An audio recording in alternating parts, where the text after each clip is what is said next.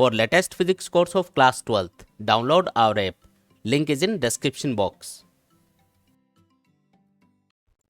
तो जो नया चैप्टर आज हम स्टडी करने वाले हैं वो है इलेक्ट्रोस्टैटिक पोटेंशियल, और उसके बाद में क्या स्टडी करना है, कैपेसिटर्स के बारे में स्टडी करना है। चार्ज को स्टोर करने के लिए जो डिवाइस हम यूज़ करते हैं उसको क्या बोलते हैं, कैपेसिटर। तो कैपेसिटर के बारे में हम बाद में स्टडी करेंगे। पहले हम ये समझते हैं कि इलेक्ट्रोस्टैटिक पोटेंशियल का मतलब क्या है, इलेक्ट्रोस्टैटिक पोटेंशियल एनर्जी का मतलब क्या है। और इसको समझने के लिए मैं एक सिंपल सा एग्जांपल आपको देता हूँ। जैसे पोटेंशियल एनर्जी का नाम तो आपने सुना होगा, है ना, 11th में। पोटेंशियल एनर्जी क्या होती है, किसी भी ऑब्जेक्ट की पोजीशन की वजह से उसमें स्टोर्ड एनर्जी। जैसे मैंने एक ऑब्जेक्ट है उसको किसी h हाइट पे रखा तो उसमें एक पोटेंशियल एनर्जी होती है। क्या फॉर्मूला होता है उसका, mgh। वो पोटेंशियल एनर्जी उसके अंदर कैसे आती है, अगर आपको पूछा जाए कि उस ऑब्जेक्ट को जब आपने h हाइट पे रखा तो उसमें जो पोटेंशियल एनर्जी है mgh, वो उसमें आई कहाँ से, वो तो ऐसे रखा हुआ है, तो उसमें वो एनर्जी आई कहाँ से, और वो एनर्जी आपको दिखाई नहीं देगी। जैसे अगर काइनेटिक एनर्जी की बात करें तो एक ऑब्जेक्ट मूव कर रहा है ना, ऑब्जेक्ट मूव करता हुआ दिखेगा, जितना ज़्यादा स्पीड से मूव करेगा उसकी काइनेटिक एनर्जी उतनी ही ज़्यादा होगी, तो वो तो आपको दिखाई दे रहा है कि हाँ इसमें कुछ एनर्जी है। लेकिन अगर आपने किसी हाइट पे किसी ऑब्जेक्ट को रखा तो उसमें एक पोटेंशियल एनर्जी होती है, वो दिखाई नहीं देती, अपन को महसूस नहीं होगा कि इसमें कुछ एनर्जी है। लेकिन जब आप उस ऑब्जेक्ट को छोड़ोगे एच हाइट से तो वो ऑब्जेक्ट नीचे की ओर गिरेगा और कुछ काइनेटिक एनर्जी गेन कर लेगा। क्या आप उसको फेंक रहे हो यहाँ पे, नहीं, आपने उसको जस्ट छोड़ा, और छोड़ते ही क्या हमने देखा कि जो ऑब्जेक्ट है वो धीरे धीरे कुछ स्पीड गेन कर रहा है और वो अपने आप उसके अंदर आ रही है। इसका मतलब उसमें कुछ ना कुछ एनर्जी पहले से थी जो अब किसकी फॉर्म में कन्वर्ट हो रही है, काइनेटिक एनर्जी की फॉर्म में कन्वर्ट हो रही है। भी एनर्जी को ना तो प्रोड्यूस कर सकते हो ना डिस्ट्रॉय कर सकते हो आप। तो अगर ऑब्जेक्ट में पहले से एनर्जी थी तो वही किस में कन्वर्ट हो रही है, काइनेटिक एनर्जी की फॉर्म में कन्वर्ट हो रही है। बात समझ में आई क्या। अब वो एनर्जी उसमें आई कहाँ से, अगर आपको क्वेश्चन ये पूछा जाए कि जो ऑब्जेक्ट है जिसको हमने h हाइट पर रखा उसमें जो एनर्जी थी जिसको हमने पोटेंशियल एनर्जी बोला, वो उसमें आई कहाँ से। देखो इसको थोड़ा डिटेल में समझते हैं। सबसे पहले अपन पोटेंशियल एनर्जी के बारे में स्टडी करेंगे। तो मान लो ये ग्राउंड लेवल पे हमने कोई ऑब्जेक्ट रखा हुआ है जिसका मास है m, ठीक है, ध्यान से समझेंगे सब लोग। तो ये कोई m मास का कोई ऑब्जेक्ट है और ये ग्राउंड लेवल पे रखा है इनिशियली, ठीक है। अगर मैं इसको किसी h हाइट तक ऊपर उठाऊं, यहाँ से आपको h हाइट तक ऊपर लेके जाना है, तो मुझे इसके ऊपर कुछ फोर्स लगाना पड़ेगा, और फोर्स किधर लगाना है, ऊपर की तरफ। अब ये जो एक्सटर्नल फोर्स हम लोग इसके ऊपर अप्लाई करेंगे ये कितना होगा, तो जब ये रखा हुआ था तो इसको अर्थ अपनी तरफ खींच रही थी, कितना फोर्स लगाएगी अर्थ इसके ऊपर, mg, ठीक है। तो इस पर एक नीचे की तरफ फोर्स लग रहा था, कितना, mg। अगर हम इसको ऊपर उठाना चाह रहे हैं और बिल्कुल धीरे धीरे लेके जाना है, इसको कोई काइनेटिक एनर्जी नहीं देनी है, अपन को क्या करना है, सिर्फ और सिर्फ इसकी पोजीशन चेंज करनी है। तो आपको ऊपर की तरफ जो फोर्स लगाना पड़ेगा वो ऑलमोस्ट किसके बराबर होगा, mg के बराबर होगा। मतलब इतना ही लगाना है कि ये ऊपर उठ जाए बस, ठीक है। तो mg के बराबर फोर्स अपन ने लगाया, ये ऊपर गया धीरे धीरे और यहाँ पे पहुँच गया। तो जब यहाँ पे पहुँचा तो इसका डिस्प्लेसमेंट कितना हुआ, मान लो ये ऑब्जेक्ट यहाँ पे पहुँचा फाइनली, तो इसका डिस्प्लेसमेंट कितना हो गया, h। आपने फोर्स लगाया mg के बराबर लगाया ना, और डिस्प्लेसमेंट कितना हुआ, h। तो आपने कितना वर्क किया इसके ऊपर, mg इंटू एच, और वो वर्क जो आपने इसके ऊपर किया है वो इसी के अंदर स्टोर हो गया, किसकी फॉर्म में, पोटेंशियल एनर्जी की फॉर्म में। उसी एनर्जी को हम बोलते हैं पोटेंशियल एनर्जी। जब आप किसी भी ऑब्जेक्ट की पोजीशन चेंज करते हो तो उसके लिए आपको एक्सटर्नली कुछ वर्क करना पड़ेगा। अरे फ्री में थोड़ी ऑब्जेक्ट यहाँ पे जाएगा, आपको क्या करना पड़ा, इसमें कुछ वर्क करना पड़ा। ये वर्क, ये वाला है ना, ये जो वर्क आपको करना पड़ा इसको ऊपर उठाने के लिए, ये इसके अंदर किसकी फॉर्म में स्टोर हो गया, पोटेंशियल एनर्जी की फॉर्म में स्टोर हो गया। तो क्या समझ में आया कि अगर हम किसी भी ऑब्जेक्ट की पोजीशन चेंज करेंगे तो उसके लिए हमको वर्क करना पड़ेगा, और वो वर्क उसके अंदर किसकी फॉर्म में स्टोर होगा, पोटेंशियल एनर्जी की फॉर्म में। अगर उसकी काइनेटिक एनर्जी में कोई चेंज नहीं आ रहा तो हो सकता है आप इसको तेजी से लेके जाओ तब इसमें कुछ काइनेटिक एनर्जी भी आ जाएगी, तो जो वर्क करोगे वो kinetic energy plus potential energy के इक्वल होगा। बात समझ में आई क्या। तो यहाँ पे हमने इसको बिल्कुल धीरे धीरे उठाया ऊपर की तरफ, हमने इतना ही फोर्स लगाया जितना इसको ऊपर मूव करने के लिए जरूरी था, उससे ज़्यादा नहीं लगा रहे हैं। इसको कोई काइनेटिक एनर्जी नहीं देनी है क्योंकि हमको क्या कैलकुलेट करना है, पोटेंशियल एनर्जी, है ना। अभी हमें काइनेटिक एनर्जी से मतलब नहीं है, हम ये देखना चाह रहे हैं कि इसको कितनी पोटेंशियल एनर्जी मिली। तो वो पोटेंशियल एनर्जी हमेशा ऑब्जेक्ट को कहाँ से मिलती है, एक्सटर्नल वर्क से। जो एक्सटर्नल वर्क उसके ऊपर किया जाएगा वही उसके अंदर पोटेंशियल एनर्जी की फॉर्म में स्टोर होगा। कॉन्सेप्ट समझ में आया सबको, ठीक है, सिंपल एकदम। अब इसी को हम इलेक्ट्रोस्टैटिक्स में अप्लाई करेंगे, ठीक है। उससे पहले एक चीज़ और देखो, जब हमने यहाँ पे ऑब्जेक्ट को रखा हुआ था तो मान लो इसकी पोटेंशियल एनर्जी थी U1, U से हम पोटेंशियल एनर्जी को रिप्रेजेंट करेंगे, और जब यहाँ पे पहुँचा तो मान लो इसकी पोटेंशियल एनर्जी U2 हो गई, यानी कि पोटेंशियल एनर्जी में चेंज आया। तो जो पोटेंशियल एनर्जी में चेंज आएगा वो किसके बराबर होगा? तो पहले ये सोचो, पोटेंशियल एनर्जी किसकी वजह से आया, चेंज किसकी वजह से आया? वर्क की वजह से। अगर वर्क नहीं करते तो ये यहीं पे पड़ा रहता ऑब्जेक्ट। आपने कुछ वर्क किया और वर्क इसके अंदर पोटेंशियल एनर्जी की फॉर्म में स्टोर हो गया, तो जब U1 से U2 तक इसकी पोटेंशियल एनर्जी इंक्रीज होगी तो जो उसमें चेंज आएगा, जो इंक्रीमेंट होगा, वो किसके बराबर होगा? वो इस वर्क के बराबर होगा। जितना एक्सटर्नली वर्क हम इसमें ऐड करेंगे, एक्सटर्नली वर्क हम इस पर करेंगे, वो सारा का सारा किसकी फॉर्म में स्टोर होता जाएगा? पोटेंशियल एनर्जी की फॉर्म में। तो क्या समझ में आया इससे? हमको एक और चीज़ समझ में आया कि ये जो वर्क हमने किया है ये चेंज इन पोटेंशियल एनर्जी यानी U2 माइनस U1 के बराबर होगा।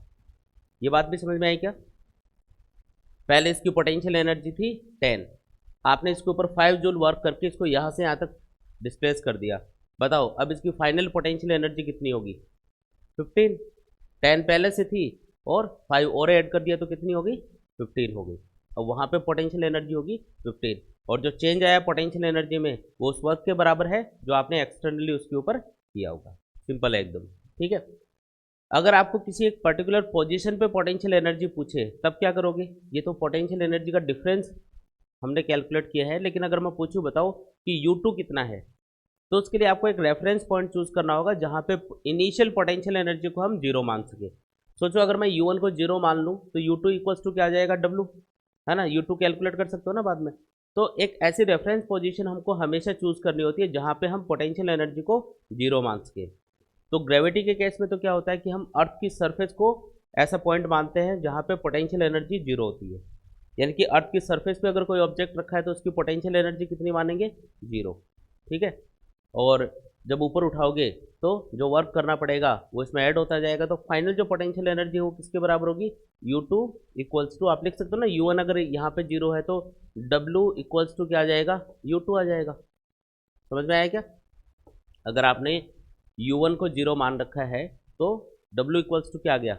U2 आ गया। मतलब अब इसको ऐसे डेफिनेशन ऐसे बनाएंगे कि अगर हम किसी भी ऑब्जेक्ट को जीरो पोटेंशियल एनर्जी वाली पोजीशन से किसी भी दूसरी पोजीशन तक लेके जाते हैं तो उसके लिए हमको जितना भी एक्सटर्नल वर्क करना होगा वो उस फाइनल पोजीशन पे ऑब्जेक्ट की पोटेंशियल एनर्जी के बराबर होगा। आगे बात समझ में, कॉन्सेप्ट समझ में आया क्या? ठीक है, दो चीज़ें याद करनी है। एक तो जो वर्क करते हैं अपन सिस्टम के ऊपर, कोई भी सिस्टम हो उसके ऊपर जो एक्सटर्नली वर्क करेंगे, अगर उसकी काइनेटिक एनर्जी चेंज नहीं हो रही तो वो सारा का सारा वर्क किस में स्टोर होगा? पोटेंशियल एनर्जी की फॉर्म में स्टोर होगा, यानी कि change in potential energy equals to work done, ठीक है। और एक इनिशियल पॉइंट अगर हम ऐसा चूज कर ले जहाँ पे पोटेंशियल एनर्जी जीरो हो, तो जीरो पोटेंशियल एनर्जी वाली पोजीशन से ऑब्जेक्ट को किसी भी दूसरी पोजीशन तक ले जाने के लिए जो वर्क करना पड़ेगा वो उस फाइनल पोजीशन पे ऑब्जेक्ट की पोटेंशियल एनर्जी के बराबर होगा, ठीक है। इसके लिए आपको इनिशियल पॉइंट पे क्या मानना पड़ेगा? पोटेंशियल एनर्जी को जीरो मानना पड़ेगा। इतना समझ में आया सबको? अब इसी कॉन्सेप्ट को हम इलेक्ट्रोस्टैटिक्स में अप्लाई करेंगे, ठीक है। इसी कॉन्सेप्ट को क्या करना है? इलेक्ट्रोस्टैटिक्स में अप्लाई करना है। देखो कैसे अप्लाई करेंगे तो अब समझो। मान लो कि ये कोई चार्ज है, ठीक है। मान लो कि ये कोई चार्ज है और कैपिटल Q चार्ज इसको बोल देते हैं। अब इसके चारों तरफ क्या होगा? एक इलेक्ट्रिक फील्ड होगा। भाई चार्ज के चारों तरफ क्या होता है? इलेक्ट्रिक फील्ड होता है। चार्ज अपने चारों तरफ क्या प्रोड्यूस करता है बताओ? एक इलेक्ट्रिक फील्ड प्रोड्यूस करता है। तो इस इलेक्ट्रिक फील्ड के अंदर अगर हम कोई दूसरा इलेक्ट्रिक चार्ज लेके आएंगे तो उसके ऊपर ये चार्ज एक फोर्स लगाएगा, या ऐसा बोल दो इस इलेक्ट्रिक फील्ड की वजह से उसके ऊपर एक फोर्स लगेगा, है ना। उस फोर्स का फॉर्मूला भी हमको पता है, F equals to Q into E, ठीक है।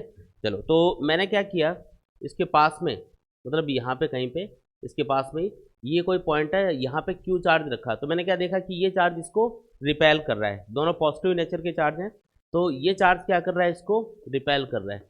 इधर इसके ऊपर एक इलेक्ट्रोस्टैटिक फोर्स लग रहा है। कौन सा फोर्स लगेगा? इलेक्ट्रोस्टैटिक फोर्स लगेगा। तो ये चार्ज मतलब ये चार्ज क्या कर रहा है? एक फोर्स को फील कर रहा है। अब ये जो पोजीशन है इसकी, इसको मैं इनिशियल पोजीशन बोल देता हूँ। ये पॉइंट ए मान लेते हैं, सपोज ये पॉइंट ए पे रखा हुआ है, तो इसके ऊपर क्या लग रहा है? एक इलेक्ट्रोस्टैटिक फोर्स लग रहा है। अगर मैं इस चार्ज को इस इलेक्ट्रिक फील्ड के अंदर, जैसे हम वहाँ पे ग्रेविटेशनल फील्ड के अंदर ऑब्जेक्ट को मूव कर रहे थे, वैसे ही हम यहाँ पे चार्ज को किस में मूव कर रहे हैं? इलेक्ट्रिक फील्ड के अंदर मूव कर रहे हैं। फील्ड चेंज हो गया, वहाँ ग्रेविटेशनल फील्ड है, यहाँ पे क्या आ गया, इलेक्ट्रिक फील्ड आ गया। वहाँ पे ऑब्जेक्ट था जिसका मास m था, यहाँ पे एक ऑब्जेक्ट है जिससे चार्ज q है, ठीक है।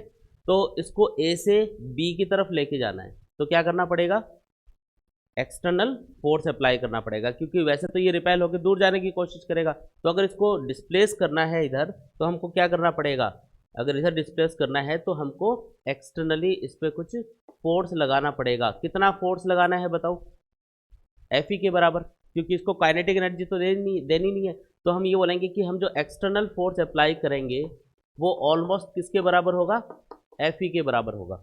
ऑलमोस्ट मैं इसलिए वर्ड यूज़ कर रहा हूँ क्योंकि एग्जैक्टली बराबर लगाओगे तब तो नेट फोर्स 0 आ जाएगा, तब तो ये मूव ही नहीं करेगा, तब तो इक्विलिब्रियम कंडीशन आ गई ना। इसलिए मामूली सा थोड़ा सा ज़्यादा फोर्स लगाएंगे। जैसे इधर अगर 10 न्यूटन लग रहा है तो इधर लगाएंगे 10.0000001, तो लगभग 10 के बराबर है, लेकिन थोड़ा ज़्यादा है, तो इधर मूव करेगा, धीरे धीरे ऐसे जा रहा है। अब यहाँ से यहाँ तक अगर डिस्प्लेस होगा, मान लो ये डिस्प्लेसमेंट है, एक स्मॉल डिस्प्लेसमेंट मान लेते हैं dr, तो इस स्मॉल डिस्प्लेसमेंट के लिए जो वर्क करना पड़ेगा वो कितना होगा, तो उसको आप लिख सकते हो F एक्सटर्नल डॉट dr, इसको हम dw बोल देते हैं। और ये जो वर्क हमने किया है इसके ऊपर A से B तक ले जाने के लिए, ये किसकी फॉर्म में स्टोर हो गया, पोटेंशियल एनर्जी की फॉर्म में। सपोज करो ये पॉइंट दूर होते A और B, तो जो टोटल वर्क करना पड़ता A से B तक ले जाने के लिए, उसके लिए आपको इसका इंटीग्रेशन करना पड़ता। इंटीग्रेशन क्यों, क्योंकि एक स्मॉल डिस्प्लेसमेंट के लिए वर्क होता है dw, लेकिन अगर डिस्टेंस लार्ज है तो हमको इस फंक्शन का इंटीग्रेशन करना होता, उसके बाद में हमको टोटल वर्क मिलता। मतलब टोटल वर्क जो A से B तक ले जाने में हमको करना पड़ेगा चार्ज को, उसको लिखा जाएगा WAB equals to integration F external dot dr। बात समझ में आई क्या, और लिमिट लगा देंगे A टू B, A से B तक लेके गए भी हम, तो इसके लिए जो वर्क करना पड़ा उसको हम इस तरीके से कैलकुलेट कर लेंगे। बाकी कॉन्सेप्ट सेम है, जो वर्क करोगे वो किसकी फॉर्म में स्टोर होगा, पोटेंशियल एनर्जी की फॉर्म में स्टोर होगा। तो हम क्या लिखेंगे, ए पॉइंट पे पोटेंशियल एनर्जी और बी पॉइंट पे चार्ज की पोटेंशियल एनर्जी का जो डिफरेंस आएगा UB minus UA, final point पे potential energy minus initial point पे पोटेंशियल एनर्जी, यानी चेंज इन पोटेंशियल एनर्जी, ये किसके बराबर होगा, डब्ल्यू ए बी के बराबर होगा। सेम ही चीज़ है, एक ही है ना। अच्छा अगर हमको बी पॉइंट पे पोटेंशियल एनर्जी पूछ ले तब क्या करोगे, अगर हमको बी पॉइंट पे पोटेंशियल एनर्जी पूछ ली जाए तब क्या करना है, तो तब आपको एक ऐसा पॉइंट चूज करना है, इनिशियल पॉइंट ऐसा चूज करना है जहाँ पे पोटेंशियल एनर्जी को हम 0 मान सके। तो एक चीज़ सोच के बताओ, ये जो चार्ज है अगर हम इससे इनफाइनाइट डिस्टेंस की बात करें, इससे इनफाइनाइट डिस्टेंस पे चले जाए तो वहाँ पे इसका इलेक्ट्रिक फील्ड कितना होगा, 0। और वहाँ पे अगर चार्ज को मूव करोगे इधर उधर तो क्या उसके लिए कोई वर्क करना पड़ेगा, क्योंकि वहाँ पे कोई फील्ड ही नहीं होगा। अगर फील्ड नहीं है तो एक्सटर्नल फोर्स कितना लगाना पड़ेगा, ऑलमोस्ट 0, है ना। जैसे अगर इससे इनफाइनाइट डिस्टेंस पे चले गए तो वहाँ पे क्या होगा, इसका इलेक्ट्रिक फील्ड ही नहीं होगा, और इसका इलेक्ट्रिक फील्ड नहीं है तो चार्ज को मूव करने के लिए आपको नेग्लिजिबल फोर्स लगाना पड़ेगा, क्योंकि कोई अपोज नहीं कर रहा। और नेग्लिजिबल फोर्स की वजह से जो वर्क होगा वो भी क्या होगा, नेग्लिजिबल सा होगा, बहुत छोटा सा, ऑलमोस्ट 0 मान लो उसको। तो रेफरेंस पॉइंट आपको मिला क्या, अगर हम इस चार्ज से इनफाइनाइट डिस्टेंस पे चले जाते हैं तो वहाँ पे चार्ज को मूव करने के लिए कोई वर्क नहीं करना पड़ेगा, मतलब चार्ज की पोटेंशियल एनर्जी क्या बनेगी वहाँ पे, 0। तो आप एक काम करो, चार्ज के केस में उससे इनफाइनाइट डिस्टेंस पे इलेक्ट्रिक फील्ड जहाँ पे 0 होगा, मतलब वहाँ पे पोटेंशियल एनर्जी को 0 मान सकते हो। तो जैसे ग्रेविटी के केस में हमने कहाँ पे 0 माना था रेफरेंस पॉइंट, मतलब पोटेंशियल एनर्जी कहाँ पे 0 मानी थी, अर्थ सरफेस पे। वैसे ही इलेक्ट्रिक फील्ड के केस में या चार्ज के केस में क्या होगा, चार्ज से इनफाइनाइट डिस्टेंस पे या इलेक्ट्रिक फील्ड से इनफाइनाइट डिस्टेंस पे, यहाँ पे इलेक्ट्रिक फील्ड है, इससे इनफाइनाइट डिस्टेंस पे चले जाओ, वहाँ पे पोटेंशियल एनर्जी चार्ज की 0 रहेगी। तो ए पॉइंट को अगर मैं इनफाइनाइट पे कंसिडर कर लूँ, इनिशियल पॉइंट को कहाँ पे कंसिडर कर लूँ, इनफाइनाइट पे। अगर ए पॉइंट कहाँ पे हो, इनफाइनाइट पे, तो यू इनफाइनाइट क्या होगा, 0 होगा। यू इनफाइनाइट मतलब इनिशियल पॉइंट पे पोटेंशियल एनर्जी। तो ए पॉइंट को इनफाइनाइट पे माना तो हम इस इक्वेशन को लिखेंगे यू बी इक्वल्स टू, ये तो 0 हो जाएगा ना इनफाइनाइट पे, और डब्ल्यू ए को हमने कहाँ मान रखा है, इनफाइनाइट। तो इससे एक डेफिनेशन बनी, क्या डेफिनेशन बनेगी, एक चीज़ तो ये आपको याद रखनी है कि अगर हम इलेक्ट्रिक फील्ड के अंदर किसी चार्ज को मूव कर रहे हैं, यहाँ पे तो इलेक्ट्रिक फील्ड है ही, तो इलेक्ट्रिक फील्ड के अंदर अगर आप चार्ज को एक पॉइंट से दूसरे पॉइंट तक मूव करोगे तो इसके लिए जो वर्क करना पड़ेगा वो चार्ज की पोटेंशियल एनर्जी डिफरेंस के बराबर होगा, पोटेंशियल एनर्जी में जो डिफरेंस आएगा ना उसके बराबर होगा। लेकिन अगर हम इनफाइनाइट से चार्ज को इलेक्ट्रिक फील्ड के अंदर लेके आएंगे तो उसके लिए जो हमें एक्सटर्नली वर्क करना पड़ेगा वो जिस पॉइंट पे आप चार्ज को लेके आ रहे हो उस पॉइंट पे चार्ज की पोटेंशियल एनर्जी के बराबर होगा। समझ में आया क्या? बोलो। इसमें अगर आप इनफाइनाइट से इलेक्ट्रिक फील्ड के अंदर किसी बी पॉइंट तक चार्ज को लेके आते हो और उसके लिए आपको डब्ल्यू इनफाइनाइट बी वर्क करना पड़ता है, तो वर्क किसके बराबर होता है? उस बी पॉइंट पे चार्ज की पोटेंशियल एनर्जी के बराबर होता है। सिंपल है एकदम। ठीक है, ये जो इंपॉर्टेंट कॉन्सेप्ट मैंने अभी आपको बताया ना, ये इस पूरे चैप्टर में चलेगा। मतलब पूरा चैप्टर इसी के ऊपर बेस्ड है। अगर आपको ये चीज़ समझ में आ गई तो ऐसा मान लो कि ये पूरा चैप्टर आपको समझ में आ गया, कोई दिक्कत नहीं आएगी। सिर्फ कैलकुलेशन करेंगे अलग अलग कंडीशन में, बाकी कॉन्सेप्ट यही चलेगा पूरे चैप्टर में, है ना। एक ही कॉन्सेप्ट पे पूरा चैप्टर है कैपेसिटर तक। ठीक है, तो यहाँ तक कोई डाउट है तो पूछ लो पहले, फिर आगे बढ़ते हैं। फिर अपन एक और चीज़ पढ़ेंगे, इलेक्ट्रोस्टैटिक पोटेंशियल।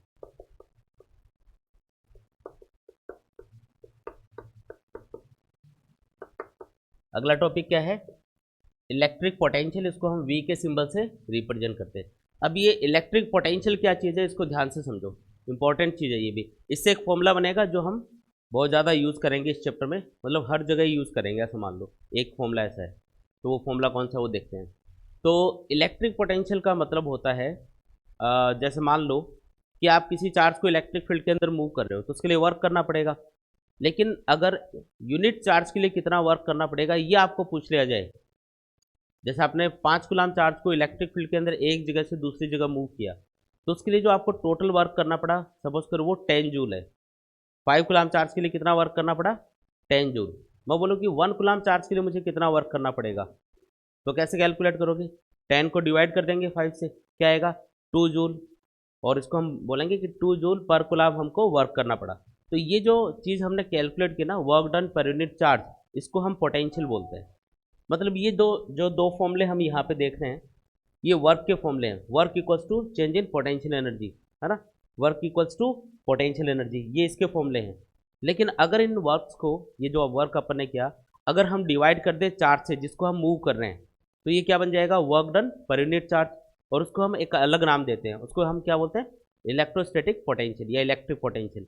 तो अगर मैं इन फॉर्मूलों के अंदर वर्क को चार्ज से डिवाइड करूंगा, तो यही फॉर्मूले किस में कन्वर्ट हो जाएंगे? पोटेंशियल की फॉर्म में कन्वर्ट हो जाएंगे। सपोज आप किसी भी चार्ज को ए से बी तक मूव कर रहे हो, उसके लिए आपको वर्क करना पड़ा डब्ल्यू ए बी। कितना चार्ज मूव कर रहे हो? क्यू। तो यूनिट चार्ज के लिए कितना वर्क करना पड़ा? W A B upon Q. तो ये जो W A B upon Q होगा, वर्क डन पर यूनिट चार्ज होगा, इसको एक अलग नाम देना है। क्या नाम देना है इसको? पोटेंशियल। तो यहाँ पे जैसे वर्क डन किसके बराबर था? चेंज इन पोटेंशियल एनर्जी के बराबर था। तो जहाँ पे यू है वहाँ पे वी आ जाएगा, वी मतलब पोटेंशियल। तो ये फॉर्मूला बन जाएगा चेंज इन पोटेंशियल। देखो दोबारा समझो, जब हम किसी भी चार्ज को इलेक्ट्रिक फील्ड के अंदर एक पॉइंट से दूसरे पॉइंट तक मूव करेंगे, तो जो वर्क करना पड़ेगा उसको जब चार्ज से डिवाइड करोगे तो वो क्या बन गया? वर्क डन पर यूनिट चार्ज। और वो किसके बराबर होगा? वो चेंज इन पोटेंशियल के बराबर होगा। जो टोटल वर्क डन होता है वो चेंज इन पोटेंशियल एनर्जी के बराबर होता है, लेकिन वर्क डन पर यूनिट चार्ज जो होगा वो चेंज इन पोटेंशियल के बराबर होगा। उसको सिर्फ पोटेंशियल बोलते हैं अपन। ठीक है, अच्छा, इस फॉर्मूले को कन्वर्ट करोगे तो ये क्या बनेगा? तो इसको हम क्या लिखेंगे? W infinite B upon Q equals to क्या लिखूं? वी भी लिख दूं। समझ में आया क्या? अरे बोलो, ये दो फॉर्मूले अपने पास आ गए।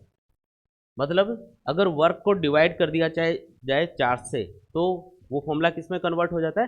पोटेंशियल के टर्म्स में कन्वर्ट हो जाता है। तो ये आप इसको सिंपली याद भी रख सकते हो। जैसे डब्ल्यू ए बी हमेशा, देखो वर्क और एनर्जी ये एक दूसरे के इक्विलेंट होते हैं। वर्क को एनर्जी में, एनर्जी को वर्क में हम कन्वर्ट कर सकते हैं।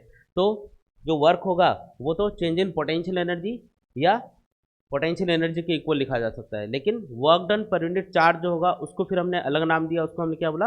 पोटेंशियल। तो वो चेंज इन पोटेंशियल या पोटेंशियल के इक्वल लिखा जाएगा। इन दोनों की डेफिनेशन भी अलग अलग है।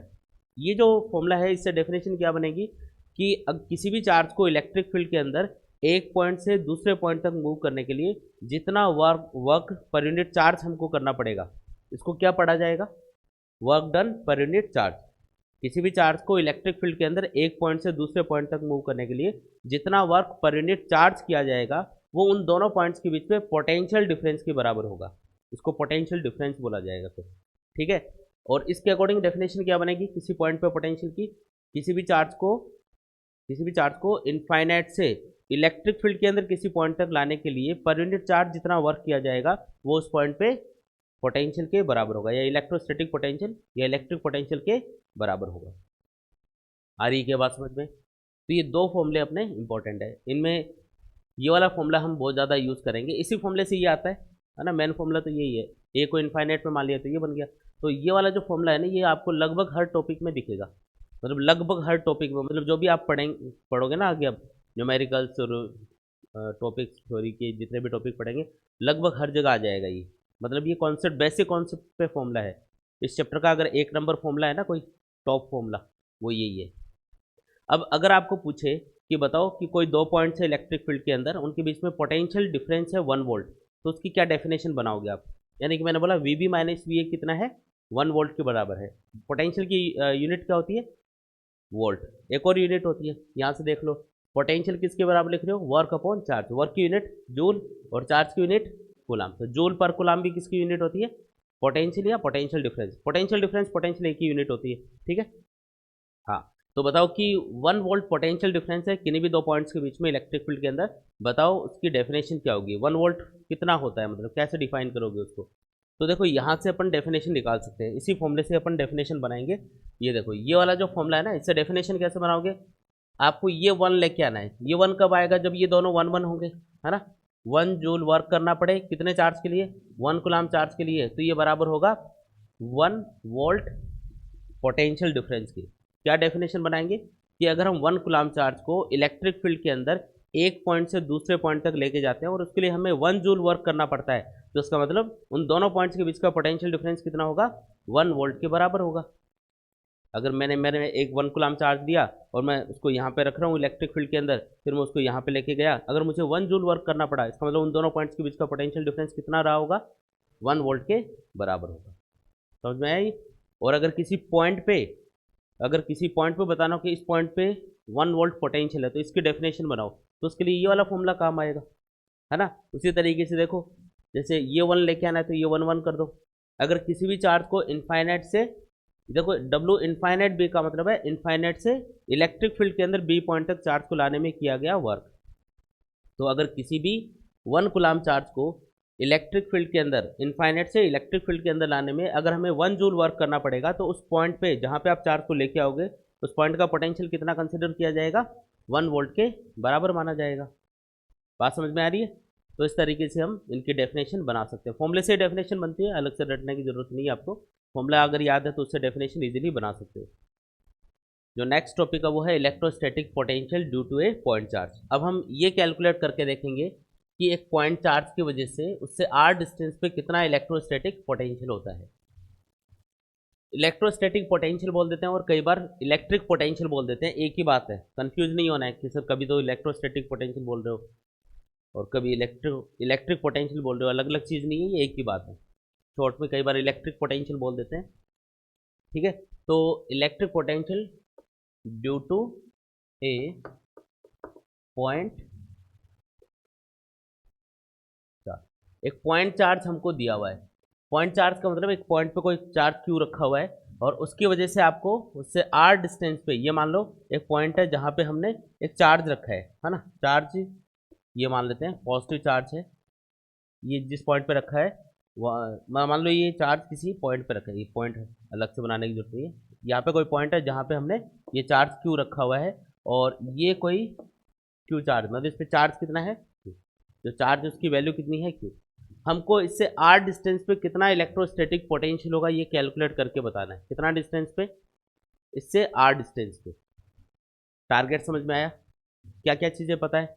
चार्ज का मैग्नीट्यूड पता है, इससे पॉइंट की डिस्टेंस पता है, क्या कैलकुलेट करना है? पोटेंशियल, ठीक है। यहाँ पे पोटेंशियल कैलकुलेट करना है। क्या करोगे? सबसे पहले डेफिनेशन यूज करोगे। डेफिनेशन ये है, किसी पॉइंट पे पोटेंशियल की W infinite B upon Q equals to VB। यही पढ़ा था क्या? जिस पॉइंट पे पोटेंशियल पूछा जाए, इनफाइनाइट से उस पॉइंट तक एक चार्ज को लेके आना है और जो वर्क करना पड़ेगा उस वर्क को चार्ज से डिवाइड कर देना है, तो वो उस पॉइंट के पोटेंशियल के बराबर होगा। तो इससे फॉर्मूला बन जाएगा अपना। ये जो चार्ज है देखो, जो हम ये कौन सा चार्ज होता है? जिस चार्ज को हम लेके आते हैं, है ना। अगर किसी पॉइंट पे पोटेंशियल कैलकुलेट करना है तो एक चार्ज को लेके आना उस पॉइंट पे, तो ये वो चार्ज है। तो हम एक चार्ज ले लेते हैं और उसको इनफाइनाइट से लेके आते हैं, डेफिनेशन के अकॉर्डिंग चलेंगे पूरा। ये मान लो इधर दूर इनफाइनाइट है कहीं, इनफाइनाइट का मतलब इस चार्ज से इतना दूर चला जाना कि वहाँ पे इसका इलेक्ट्रिक फील्ड खत्म हो जाए। इनफाइनाइट का ये मतलब नहीं है कि यहाँ से अपन स्पेस में चले गए। अरे इनफाइनाइट का मतलब क्या है सर? इनफाइनाइट का मतलब तो ये तो करोड़ों किलोमीटर दूर जाना है अपन को, रॉकेट में बैठ के जा रहे हैं, ऐसा नहीं है। आपको क्या करना है, जैसे चार्ज है, चार्ज से अगर आप 1 किलोमीटर दूर भी जाओगे ना, वो इसके लिए इनफाइनाइट है। 1 किलोमीटर दूर इसका इलेक्ट्रिक फील्ड मिलेगा क्या आपको? नहीं मिलेगा, इतना वीक होता जाएगा कि ऑलमोस्ट जीरो हो जाएगा, तो वही इनफाइनाइट है इसके लिए। तो मतलब बहुत दूर चले जाना है, वहाँ इतना दूर जाना है कि इसका इलेक्ट्रिक फील्ड नहीं होना चाहिए, सिंपल सी बात ये है। फिर वहाँ से अपन को इसकी तरफ आना है। कहाँ तक आना है? जहाँ पे पोटेंशियल कैलकुलेट करना है। ये पॉइंट मान लो बी पॉइंट है ना? यहाँ पे आना है अपन को। ठीक है, अपन आ रहे हैं। हमारे पास एक बहुत कीमती चीज़ है। क्या चीज़ है? चार्ज। अच्छा, चार्ज और सिंपल कर लेते हैं इसको। चार्ज को 1 कूलम ले ले। अगर इसको 1 लोगे तो ये फॉर्मूला बन जाएगा W इनफाइनाइट B अपॉन 1, यानी कि W infinite B equals to VB। क्या मान लिया हमने? चार्ज को +1 कूलम, है ना? +1 कूलम चार्ज हमने कंसिडर कर लिया। ठीक है, तो लेके आ रहे हैं सर, चार्ज को लेके आ रहे हैं। तो बीच में कहाँ से लेके आ रहे हो? इनफाइनाइट से लेके आ रहे हो। बीच में चाय पानी के लिए रुके यहाँ पे। ये पॉइंट को कोई मान लिया अपन ने A। तो यहाँ पे हमने चार्ज को रखा। तो हमने क्या देखा कि यहाँ पे जो चार्ज है, 1 कूलम चार्ज है, वो एक फोर्स को फील कर रहा है, क्योंकि इलेक्ट्रिक फील्ड के अंदर आ गए। अब इनफाइनाइट से पास आते आते कहाँ पे आ गए? इलेक्ट्रिक फील्ड के अंदर आ गए। इस वाले चार्ज से हम R डिस्टेंस पे हैं अभी। R या X, R तो चलो मान रखा है, X मान लेते हैं इसको। कितना डिस्टेंस पे है? X डिस्टेंस के ऊपर है। ये लो, X डिस्टेंस के ऊपर जब हमने चार्ज को रखा तो हमने क्या देखा कि ये चार्ज इसके ऊपर फोर्स लगा रहा है। कितना फोर्स लगाएगा? F equals to Q into E, है ना? या K Q1 Q2 upon R square, उससे कैलकुलेट कर लो, एक ही बात है, आंसर सेम ही आएगा। तो पहले हम इस इलेक्ट्रोस्टैटिक फोर्स को कैलकुलेट कर लेते हैं जो इस चार्ज पे लगेगा। इसकी वजह से एक इलेक्ट्रोस्टैटिक फोर्स इधर लग रहा होगा। कितना हो गया ये इलेक्ट्रोस्टैटिक फोर्स? तो फॉर्मूला बनेगा, अगर मैं Q इंटू ई यूज़ करूँगा फॉर्मूला, तो Q की वैल्यू कितनी है? 1 कूलम। यहाँ पे हमने Q को क्या माना है? 1। और E मतलब इलेक्ट्रिक फील्ड, यहाँ पे इलेक्ट्रिक फील्ड कितना है? तो चार्ज से कितना डिस्टेंस पे हमको देखना है? X डिस्टेंस पे। इलेक्ट्रिक फील्ड का फॉर्मूला होगा KQ बाई एक्स स्क्वायर, है ना, डिस्टेंस का स्क्वायर। तो ये आंसर क्या आया? यानी कि जो इलेक्ट्रोस्टैटिक फोर्स लग रहा है वो हो गया Fe equals to KQ upon X square. ये इस पे इलेक्ट्रोस्टैटिक फोर्स लगा। अब क्या करना है, ये जो इलेक्ट्रोस्टैटिक फोर्स है इसके अपोजिट इसको थोड़ा सा और मूव करके देखना है कि हमको कितना वर्क करना पड़ेगा। क्यों भाई वर्क क्यों कैलकुलेट करना है? क्योंकि हमको पता है वर्क की किसकी फॉर्म में स्टोर होता है? पोटेंशियल एनर्जी या पोटेंशियल की फॉर्म में, है ना? वर्क डन पर unit charge is called potential, ऐसा। तो वर्क इसलिए कैलकुलेट करके देखना है, तो मैं इसको इधर मूव करूंगा, है ना? तो एक्सटर्नल फोर्स हमें कितना अप्लाई करना है बताओ? विदाउट एक्सेलरेशन इसको मूव करना है। विदाउट एक्सेलरेशन का मतलब है इसको कोई काइनेटिक एनर्जी नहीं देनी है, स्पीड नहीं देनी है। तो एफ एक्सटर्नल की वैल्यू किसके बराबर होगी? ऑलमोस्ट एफ ई के बराबर होगी। यानी एक्सटर्नल फोर्स का जो फॉर्मूला है वो ये आप लगा सकते हो, के क्यू बाई एक्स स्क्वायर। इतना फोर्स हमको लगाना पड़ेगा। मान लो इसका डिस्प्लेसमेंट किया हमने डी आर। कितना डिस्प्लेसमेंट किया? डी आर नहीं, सॉरी, ये एक्स माना है ना, तो एक्स जब आप इधर मूव करोगे तो किस में कमी आएगी? एक्स में कमी आएगी, तो ये डी एक्स लिखा जाएगा। एक चीज याद रखना है, अगर आपने इसको एल मान रखा है तो इसको डी एल मानोगे, अगर इसको एक्स मान रखा है तो इसको डी एक्स बोलना है, क्योंकि एक्स में जो चेंज आएगा ना वो लिखना है यहाँ पे। तो एक्स डिस्टेंस पे पॉइंट था, चार्ज था, इसको थोड़ा डिस्प्लेस किया डी एक्स डिस्टेंस तक। इसके लिए कितना वर्क करना पड़ेगा? तो एक स्मॉल वर्क हमको डी डब्ल्यू करना पड़ेगा, जो कि होगा F external dot, F E के टर्म्स में लिखोगे तो क्या लिखोगे?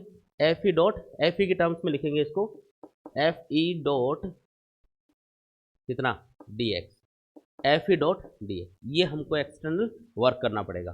ठीक है, अच्छा, ये वर्क हमको करना पड़ेगा, किसको? हमको नहीं। अगर मैं एफ एक्सटर्नल यहाँ पे यूज़ करता है, एक चीज़ यहाँ पे नोटिस करने वाली है कि अगर मैं external force dot D x लिखता तो मैं एक्सटर्नल वर्क कैलकुलेट कर रहा होता। देखो, एक्सटर्नल वर्क जो करोगे उसके अपोजिट जो वर्क होता है वो इलेक्ट्रिक फील्ड के थ्रू किया हुआ वर्क माना जाता है, उसको हम नेगेटिव सिंबल के साथ में लिखते हैं। तो ये कौन सा वर्क कैलकुलेट कर रहे हैं? जो इलेक्ट्रिक फील्ड के थ्रू हुआ। अगर मैं F external dot D x लिखूंगा तो एक्सटर्नल जो वर्क हुआ उसको हम कैलकुलेट कर रहे हैं, तो इसको ऐसे लिखा जाता है। अब एक चीज़ यहाँ पे नोटिस करो कि जो एक्सटर्नल फोर्स आप अप्लाई कर रहे हो, सॉरी, एफ ई की जो डायरेक्शन है और जो आप डिस्प्लेसमेंट कर रहे हो, एफ ई की जो डायरेक्शन है, क्योंकि मैं एफ ई के टर्म्स में फॉर्मूला लिख रहा हूँ इसलिए मुझे एफ ई और डी एक्स इनके बीच का एंगल कैलकुलेट करना होगा। ठीक है ना? एफ ई की डायरेक्शन इधर है, डी एक्स की डायरेक्शन इधर है, एंगल कितना है इनके बीच में? 180। आपको थीटा की जरूरत पड़ेगी यहाँ पे, क्योंकि जब आप इस डॉट प्रोडक्ट को हटाओगे तो थीटा पुट करना होगा। समझ में आया क्या? तो यहाँ पे हम क्या लिखेंगे, D W equals to F E की वैल्यू में पुट कर देता हूँ, K Q upon X square into D X into cos theta कितना लेना है, 180 डिग्री। थीटा कितना पुट किया, 180 डिग्री। कॉस 180 कितना, -1। तो ये क्या बना, minus K Q upon X square into D x. अब ये तो वो स्मॉल वर्क है जो डी एक्स डिस्प्लेसमेंट के लिए करना पड़ा, लेकिन अगर चार्ज को इनफाइनाइट से बी पॉइंट तक लेके आ रहे हो तो इसके लिए जो टोटल वर्क करना पड़ेगा उसके लिए क्या करेंगे, इंटीग्रेशन करेंगे इसका, है ना। तो उससे टोटल वर्क आ जाएगा डब्ल्यू इनफाइनाइट बी। उसके लिए आपको इस डी डब्ल्यू का इंटीग्रेशन करना है। तो इंटीग्रेशन डी डब्ल्यू की वैल्यू पुट करो, ये है minus K Q upon X square into D x. समझ में आया क्या? और लिमिट्स क्या लगाओगे, लिमिट लगानी पड़ेगी ना, कहाँ से कहाँ तक लेके आ रहे हो।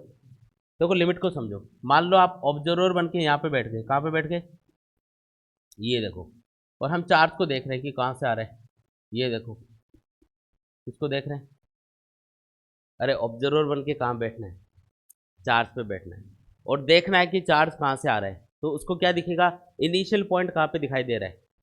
अरे इसको मत देखो, इनिशियल पॉइंट को, इनिशियल पॉइंट कहाँ पे है, इनफाइनाइट। ये क्या कमेंट करेगा कि चार्ज को कहाँ से कहाँ तक लेके आ रहे हो। तो ये क्या बोल रहा है, ये देखो, ये बोलेगा कि इनिशियल पॉइंट है इनफाइनाइट और फिर फाइनल पॉइंट कहाँ पे है, कहाँ से कहाँ तक लेके आना है। तो ये कितना दूर है इससे, हाँ, बात समझ में आई क्या? बी तो पॉइंट का नाम है ना, इनफाइनाइट टू बी का मतलब है वो तो नाम हो गया कि यहाँ से डिस्टेंस की वैल्यू पुट करनी है।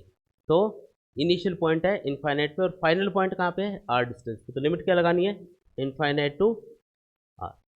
ठीक है, सॉल्व करो इसको, क्या आएगा, के क्यू कॉन्स्टेंट है यहाँ पे और एक्स यहाँ पे वेरिएबल है। के क्यू तो कॉन्स्टेंट हो गया ना, माइनस के क्यू, और ये जो 1/x² बनेगा इसको क्या लिख सकते हो, x⁻²। उसका इंटीग्रेशन क्या होगा,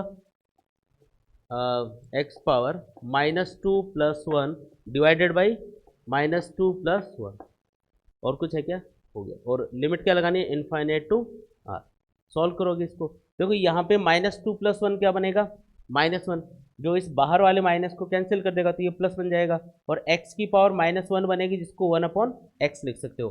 तो आंसर क्या बना, W infinite B equals to क्या आ गया, के क्यू इंटू इसमें क्या आएगा 1/x है ना, ये बना। और अब आप लिमिट्स पुट करो इस पर, तो लिमिट्स पुट करोगे तो ये आंसर बनेगा W infinite B equals to, देखो K Q upper limit minus lower limit. Upper limit क्या है, आर, तो एक्स की जगह आर पुट कर दो, माइनस करके लोअर लिमिट पुट करनी है। लोअर लिमिट कितनी है, इनफाइनाइट, एक्स में इनफाइनाइट, एक्स की जगह इनफाइनाइट पुट करो तो ये 1/इनफाइनाइट क्या बना, 0। तो डब्ल्यू इनफाइनाइट बी क्या आया, के क्यू बाई आर, आया कि नहीं आया। और हम कितने चार्ज को मूव कर रहे थे, 1 कूलाम चार्ज को। तो 1 कूलाम चार्ज के लिए तो हमने पहले कैलकुलेट कर रखा है कि जो वर्क करना पड़ेगा वो किसके बराबर होगा, बी पॉइंट पे पोटेंशियल के बराबर होगा, क्योंकि चार्ज को 1 लिया हमने। तो जो डब्ल्यू इनफाइनाइट बी आ गया ये क्या होगा, इस बी पॉइंट के पोटेंशियल के बराबर होगा। यानी कि फॉर्मूला क्या बना, के क्यू बाई आर। देखो अब बार बार इतना डेरिवेशन करने की जरूरत नहीं पड़ेगी, आपको सीधा फॉर्मूला याद रखना है। अगर ये एग्जाम में पूछ लिया जाए तब तो पूरा डेरिवेशन करके बताना ही है, लेकिन आगे जितने भी न्यूमेरिकल सॉल्व करेंगे या क्वेश्चन सॉल्व करेंगे उसमें आपको बार बार इतना कुछ करना नहीं है, आपके पास फाइनल आंसर आ चुका है। हमको पता चल गया कि अगर कोई भी चार्ज क्यू है और उससे आर डिस्टेंस पे हमें पोटेंशियल कैलकुलेट करना है तो उसके लिए क्या करना होगा, फॉर्मूला यूज़ करना होगा के क्यू बाई आर। हमको चार्ज पता है, आर पता है, तो फॉर्मूला यूज़ करके हम डायरेक्टली पोटेंशियल कैलकुलेट कर सकते हैं। कंक्लूजन तो ये निकला ना इसका। अगर चार्ज पॉजिटिव नेचर का है तो पोटेंशियल पॉजिटिव होगा, है ना। लेकिन अगर चार्ज नेगेटिव है तो यहाँ पे माइनस सिंबल लगेगा और उसकी वजह से पोटेंशियल की वैल्यू क्या आएगी, नेगेटिव। तो हम क्या कमेंट करेंगे या क्या याद रखेंगे कि कोई भी पॉजिटिव चार्ज है उसकी वजह से पोटेंशियल हमेशा पॉजिटिव होता है, और जो नेगेटिव चार्ज होगा उसका पोटेंशियल हमेशा नेगेटिव होगा। सिंबल के साथ में पोटेंशियल हमेशा लिखा जाता है। पॉजिटिव चार्ज है तो पॉजिटिव पोटेंशियल, नेगेटिव चार्ज है तो नेगेटिव पोटेंशियल। अब इस पे 1 मार्क्स वाला एक क्वेश्चन आता है पोटेंशियल वाले टॉपिक से, कि जो इलेक्ट्रोस्टैटिक पोटेंशियल है वो वेक्टर क्वांटिटी है, स्केलर क्वांटिटी है, बताओ। 1 मार्क्स वाला क्वेश्चन है ये, स्केलर है या वेक्टर है, फॉर्मूला क्या था, फॉर्मूला ये रहा पोटेंशियल का, वर्क अपॉन चार्ज। वर्क क्या है, स्केलर क्वांटिटी। वर्क की कोई डायरेक्शन होती है क्या, नहीं, इसका सिर्फ मैग्नीट्यूड होता है। और चार्ज, चार्ज भी स्केलर क्वांटिटी होती है। दो स्केलर क्वांटिटीज का रेशियो क्या आएगा, स्केलर ही आएगा। तो पोटेंशियल इज ए क्या है, स्केलर क्वांटिटी है। पोटेंशियल क्या है, स्केलर क्वांटिटी, याद रखना। और इसकी ऐसा यूनिट भी याद रखना, क्योंकि एक ऐसा यूनिट भी पूछी जाती है कि वो कौन सी फिजिकल क्वांटिटी है जिसकी ऐसा यूनिट जूल पर कुलाम होती है। बताओ, जूल पर कुलाम। देखते समझ आना कि ये तो पोटेंशियल की यूनिट होती है, ठीक है ना। समझ में आया इतना। पॉजिटिव चार्ज की वजह से पोटेंशियल पॉजिटिव, नेगेटिव चार्ज की वजह से पोटेंशियल नेगेटिव। अगर हम एक्सटर्नल फोर्स को कंसिडर करते हैं तो यहाँ पे माइनस लगाना पड़ता भाई, फिर minus F external dot D x, और फिर यहाँ पे थीटा की वैल्यू जीरो लेते तो minus K Q by X square into D X ही बनता वो। क्योंकि यहाँ पे माइनस क्यों लगाना पड़ता है, क्योंकि जो एफ ई है उसके अपोजिट डायरेक्शन में एफ एक्सटर्नल है, इसलिए माइनस लगता। लेकिन थीटा कितना होता है फिर, जीरो, क्योंकि एक्सटर्नल फोर्स और डी एक्स सेम डायरेक्शन में है। अगर एक्सटर्नल फोर्स को कंसिडर करते तो यहाँ पे ऑलरेडी माइनस लगता है इसके ऊपर, लेकिन ये cos 0 डिग्री क्या होता, +1, इसलिए आंसर तो यही बनता, minus K Q upon X square into D x. तो वैसे सॉल्व कर लो चाहे, तो थोड़ा सिंपल करने के लिए मैंने एफ ई को लिया यहाँ पे कि भाई पहले माइनस नहीं लगाना पड़े, इसलिए F E dot D x करके फिर थीटा की वैल्यू पुट करके सॉल्व कर लिया, आंसर सेम ही आएगा, है ना।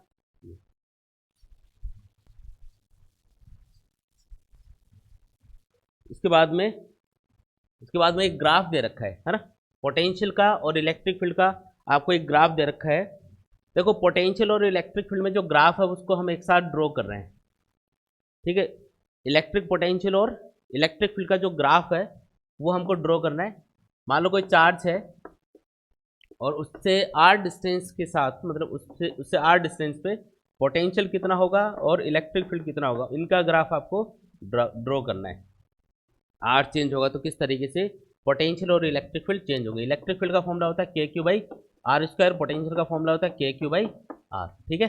चलो बताओ, अगर मैं चार्ज से 1 मीटर डिस्टेंस पे कैलकुलेट करूं तो इलेक्ट्रिक फील्ड और पोटेंशियल दोनों की वैल्यू कितनी आएगी, के क्यू बाई 1 स्क्वायर, के क्यू बाई 1, के क्यू ही आएगा। इसका मतलब अगर 1 मीटर डिस्टेंस पे, चार्ज से 1 मीटर डिस्टेंस पे चेक किया जाए तो ई और बी दोनों क्या होंगे, मैग्नीट्यूड में बराबर होंगे। लेकिन अगर 1 मीटर से ज़्यादा डिस्टेंस पे चेक करोगे, 2 मीटर पे चेक करो, ये आएगा के क्यू बाई 2 स्क्वायर यानी के क्यू बाई 4, ये क्या आएगा के क्यू बाई 2, ये कम आया ना, 4 से डिवाइड हो रहा है। तो इलेक्ट्रिक फील्ड तेजी से कम होता जाएगा डिस्टेंस के साथ, क्योंकि इसमें ये अपॉन में आर का स्क्वायर हो रहा है। तो हमको ये समझ में आया कि डिस्टेंस के साथ में तेजी से कम कौन होगा, ई कम होगा, और धीरे धीरे कम कौन होगा, कम तो होगा पोटेंशियल भी, लेकिन वो धीरे धीरे कम होगा, वो पोटेंशियल धीरे धीरे कम होगा और इलेक्ट्रिक फील्ड तेजी से कम होता जाएगा, क्योंकि डिस्टेंस का स्क्वायर है नीचे, ठीक है। अगर 1 मीटर से कम डिस्टेंस पे पूछा जाए तो तब उल्टा होगा। उल्टा कैसे, अगर मैं सपोज करो 1/2 मीटर पे चेक करूँ, 1 से कम है नहीं, 1/2 मीटर पे, तो ये बनेगा 1/2 का स्क्वायर यानी 1/4, 4 ऊपर जाएगा यानी 4 के क्यू बना, ये बनेगा 1/2 यानी 2 के क्यू। इस पर ज़्यादा कौन सा है, इलेक्ट्रिक फील्ड ज़्यादा है। तो 1 मीटर से 1 मीटर पे दोनों बराबर, 1 मीटर से आगे इलेक्ट्रिक फील्ड कम, पोटेंशियल ज़्यादा कंपेरेटिवली, और 1 मीटर से कम पोटेंशियल कम, इलेक्ट्रिक फील्ड ज़्यादा। तो ग्राफ में आपको अब ये देखो इंटरचेंज हो जाएंगे ग्राफ, पोटेंशियल वाला ग्राफ ऊपर है ना, ये नीचे आ जाएगा इधर, और ये इलेक्ट्रिक फील्ड वाला ग्राफ ऊपर चला जाएगा। डिफरेंस समझ में आया क्या, ये एक बार पूछा हुआ है ग्राफ एग्जाम में एज इट इज। नोट्स में ये मत समझना कि ये चीज़ तो वैसे समझाने के लिए लिखी होगी, हर चीज़ का इंपॉर्टेंस है। अगर कोई ग्राफ भी आपको इसमें बनाया हुआ मिल रहा है ना, तो इसका मतलब वो याद करना है। पेज नंबर 4 पे देखो, पेज नंबर 4 पे एक क्वेश्चन दिया हुआ है, what is work done in moving a 2 microcoulomb point charge from corner A to corner B of a square A B C D when a 10 microcoulomb charge exist at the centre of the square. आपको ये बोला कि एक square है, क्या है, एक square, और उसके एक कॉर्नर पे हमने एक चार्ज 2 माइक्रोकुलम रखा हुआ है, साथ ही उस स्क्वायर के सेंटर पे भी एक चार्ज रखा हुआ है। ये स्क्वायर है ए बी सी डी, और सेंटर कहाँ होगा इसका, तो जहाँ पे इसके दोनों डायगनल्स एक दूसरे को इंटरसेक्ट करेंगे वो पॉइंट होगा सेंटर, जहाँ पे हमने 10 माइक्रोकुलाम चार्ज रखा हुआ है। ये 10 माइक्रोकुलाम चार्ज क्या करेगा, चारों तरफ एक इलेक्ट्रिक फील्ड प्रोड्यूस करेगा, है ना। इस चार्ज के चारों तरफ क्या होगा, इलेक्ट्रिक फील्ड। अब यहाँ पे हमने इस पॉइंट पे एक दूसरा चार्ज रखा 2 माइक्रोकुलाम। ये वो चार्ज है जो इलेक्ट्रिक फील्ड प्रोड्यूस कर रहा है, इसको हम सोर्स चार्ज बोलते हैं। और ये दूसरा चार्ज है जो इस इलेक्ट्रिक फील्ड में मूव करेगा, ठीक है। ए से बी की तरफ इसको मूव करना है। हमको पूछा है कि इसके लिए जो वर्क डब्ल्यू ए बी करना पड़ेगा वो वर्क कितना होगा। क्वेश्चन समझ में आया क्या। अब जब भी इस चैप्टर में वर्क की बात आए, ध्यान रखो, इस चैप्टर में जब भी वर्क की बात आए तो सबसे पहला जो फॉर्मूला अपने दिमाग में आना चाहिए वो है V B minus V A equals to W A B upon Q, क्योंकि इसमें वर्क आता है डब्ल्यू ए बी, है ना। ए से बी तक चार्ज को मूव करना है। ये कौन सा चार्ज होता है जिसको हम मूव करते हैं, ये वो वाला चार्ज है, ठीक है। अब एक चीज़ सोचो, ये वाला जो चार्ज है ये यहाँ पे इलेक्ट्रिक फील्ड और इलेक्ट्रिक पोटेंशियल प्रोड्यूस करेगा चारों तरफ। इस चार्ज के चारों तरफ क्या होगा, इलेक्ट्रिक फील्ड और इलेक्ट्रिक पोटेंशियल होगा। ये जो चार्ज है इससे इस स्क्वायर के हर एक कॉर्नर की डिस्टेंस क्या होगी, बराबर। मान लो ये डिस्टेंस है r, बराबर ही तो होगी, ठीक है। तो इस चार्ज से, ये जो चार्ज है जो सेंटर पे रखा है, इससे r डिस्टेंस पे ये जो पॉइंट A है यहाँ पे पोटेंशियल कितना होगा, के क्यू बाई आर। और इस चार्ज से r डिस्टेंस पे इधर ये जो पॉइंट B है यहाँ पे पोटेंशियल कितना होगा, के क्यू बाई आर। ये तो दोनों बराबर आ गए। यहाँ पे वी ए और वी बी क्या है, बराबर। तो फॉर्मूले के अकॉर्डिंग अगर वी ए और वी बी बराबर है तो ये जीरो आ जाएगा। तो W A B upon Q कितना आया, जीरो, यानी डब्ल्यू ए बी क्या आएगा, जीरो आएगा। तो यहाँ से एक और इम्पॉर्टेंट चीज़ हमको पता चली कि अगर हम किसी भी चार्ज को ऐसे दो पॉइंट्स के बीच में मूव करते हैं जिनका पोटेंशियल बराबर है, पहले से ही बराबर है, 10 वोल्ट 10 वोल्ट, एक चार्ज को मूव करो इस वाले पॉइंट से इस वाले पॉइंट की तरफ, आंसर क्या आएगा, कितना वर्क करना पड़ेगा, मतलब जीरो। क्योंकि सेम पोटेंशियल वाले दो पॉइंट्स के बीच में अगर चार्ज को मूव करोगे तो कोई भी वर्क नहीं करना पड़ेगा, क्योंकि V B minus V A हमेशा क्या बनेगा, जीरो। चाहे कितना ही बड़ा चार्ज हो और चाहे पोटेंशियल कितना ही हो, अगर बराबर है दो पॉइंट्स का तो फिर चार्ज को मूव करने के लिए वर्क डन हमेशा जीरो होगा। आया समझ में। अगर आपको बहुत सारे चार्ज दे रखे हैं और किसी पॉइंट पे आपको पोटेंशियल पूछा जाए तब क्या करना है। टॉपिक का नाम है electrostatic potential due to a system of charges. System का मतलब समझ गए क्या, electrostatic potential due to a system of charges. क्या होता है system, electrostatic potential due to a system of charges. System का मतलब होता है जिसकी आप एट ए टाइम स्टडी कर रहे हो। अभी अपना क्लासरूम क्या है, एक सिस्टम है। अभी बाहर की एक्टिविटी हो रही है, अपन को मतलब है क्या, नहीं मतलब है। अब मैं पढ़ा रहा हूँ, आप पढ़ रहे हो, हम सब चीज़ें, मतलब ये चीज़ें सारी इन्वॉल्व है एक दूसरे में। मैं कुछ बता रहा हूँ, आप सीख रहे हो उससे, तो ये है सिस्टम। बाहर की एक्टिविटी हो रही है ना, उससे मतलब नहीं है। सिस्टम का मतलब है एट ए टाइम जिसकी बात की जा रही है। तो सिस्टम का मतलब ये हुआ कि जो चार्जेस आप कंसिडर कर रहे हो उनके अलावा नेचर में जितने भी चार्जेस हैं उनकी हमको कोई चीज़, मतलब उनके लिए हमें कोई चीज़ कंसिडर नहीं करनी है, उनसे हमको मतलब नहीं है। ये एन चार्ज मैंने कहीं पे रखे हुए हैं और ये कोई पॉइंट है जहाँ पे मुझे पोटेंशियल कैलकुलेट करके बताना है पी पॉइंट पे। तो इनके अलावा बहुत सारे चार्ज हैं नेचर में, ये 4-5 चार्ज ही थोड़ी है, बहुत सारे। तो हमको सिर्फ इन्हीं से मतलब है, सिस्टम का मतलब ये। तो इस सिस्टम के अंदर ये जो चार्ज हैं, एन चार्जेस मान लिए हमने, तो इन चार्जेस की वजह से पी पॉइंट पे पोटेंशियल कितना होगा। तो पोटेंशियल क्या है, स्केलर क्वांटिटी है। इस चैप्टर में ये जरूर है कि इसमें कोई वेक्टर वाली डायरेक्शन वगैरह नहीं देखनी पड़ेगी आपको, क्योंकि स्केलर क्वांटिटी है, पोटेंशियल भी, पोटेंशियल एनर्जी भी, तो सिर्फ आपको कैलकुलेशन करनी है। अगर इस चार्ज से ये वाला जो पॉइंट है ये R1 डिस्टेंस पे है, तो बताओ चार्ज से R1 डिस्टेंस पे यहाँ पे पोटेंशियल V1 कितना होगा। फॉर्मूला क्या लगाओगे, के क्यू बाई आर, तो के Q one upon R1, simple एकदम, है ना। ये जो चार्ज Q2 है ये मान लो इस पॉइंट से R2 डिस्टेंस पे है, तो बताओ पोटेंशियल V2 कितना होगा, के Q2 अपॉन R2। समझ में आया क्या, के Q2 upon R2। Third charge मान लो R3 डिस्टेंस में, मतलब हर बार क्या चेक करना है कि डिस्टेंस कितनी है, हमको डिस्टेंस से मतलब है, और चार्ज का मैग्नीट्यूड आपको पता ही है, तो के Q3 अपॉन R3। और ये जो nth चार्ज है इससे ये पॉइंट कितना दूर है, आर एन डिस्टेंस पे है, तो वी एन कितना होगा, K Q N upon R N. और उसके बाद में क्या करना है, सबको सिंपली ऐड करना है। कौन सा एडिशन करोगे, सिंपल एडिशन करना है, वेक्टर एडिशन नहीं करना है, क्योंकि स्केलर क्वांटिटी ना पोटेंशियल। तो टोटल पोटेंशियल आ गया V1 plus V2 plus V3 plus Vn। हाँ, एक चीज़ इस पर याद रखनी है कि जितने भी मतलब कि ये चार्जेस हैं, इनकी नेचर के अकॉर्डिंग पोटेंशियल की वैल्यू लिखनी है। अगर कोई चार्ज पॉजिटिव नेचर का है तो उसका पोटेंशियल पॉजिटिव सिंबल के साथ में लिखा जाएगा। अगर इनमें से कोई नेगेटिव होता है, सपोज करो ये वाला चार्ज नेगेटिव है, तो V3 क्या होता, नेगेटिव होता है, यहाँ पे माइनस लगेगा और वहाँ पे नेगेटिव सिंबल के साथ में वो ऐड होगा। समझ में आया क्या? बस इतना सा ध्यान रखना है। जो इंपॉर्टेंट बात मैं आपको बता रहा था इससे रिलेटेड, कि इस चैप्टर में जितने भी फॉर्मूले आप पढ़ोगे उन सब में चार्ज की वैल्यू आपको सिंबल के साथ पुट करनी है, क्योंकि पोटेंशियल एनर्जी, इन पे चार्ज की नेचर का फर्क पड़ेगा। पॉजिटिव चार्ज का पोटेंशियल जैसे पॉजिटिव होता है, वैसे नेगेटिव चार्ज का पोटेंशियल हमेशा नेगेटिव सिंबल के साथ में लिखा जाएगा।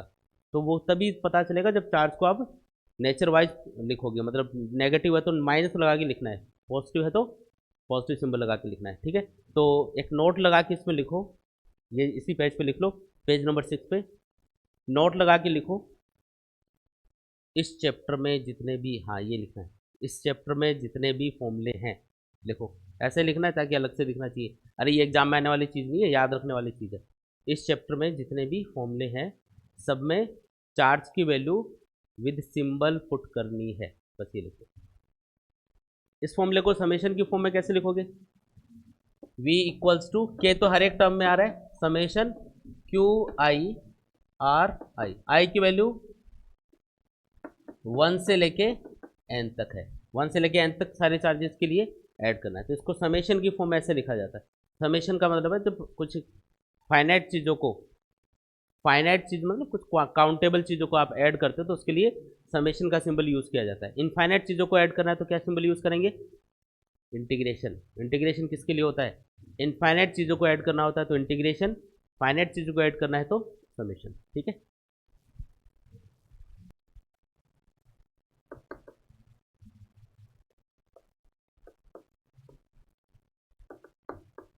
डायपोल जानते हो क्या सब लोग, क्या होता है?